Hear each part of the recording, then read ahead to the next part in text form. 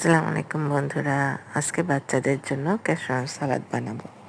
তো তার জন্য আমি মুরগির বুকের মাংস নিয়ে নিলাম এবং তাতে লবণ, শুকনো মরিচ গুঁড়া, কালো গোলমরিচ গুঁড়া, কর্নফ্লাওয়ার, আদা রসুন দিয়ে চিকেনগুলোকে ভালো করে ভেজে নিলাম। দেন হচ্ছে আমি সবজি ভেজে নিলাম হাই হিটে। তো কিছুক্ষণ সবজিটা হাই হিটে ভাজার পরে আমি সবজিটাকে মাংসর সাথে মিক্সড করব।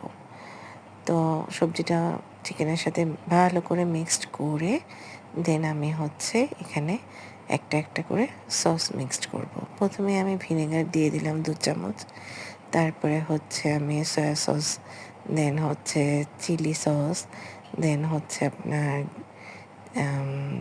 সুইট চিলি সস, দেন হচ্ছে টমেটো সস, তারপরে হচ্ছে শসা, কাঁচামরিচ, পেঁয়াজ আর ধনিয়া পাতা দিয়ে এগুলাকে ভালোভাবে মিক্সড করব। তো ভালোভাবে মিক্সড করার পরে এটার উপর ধনিয়া পাতা ছড়িয়ে দিলাম আবার। দেন এই তো হয়ে গেল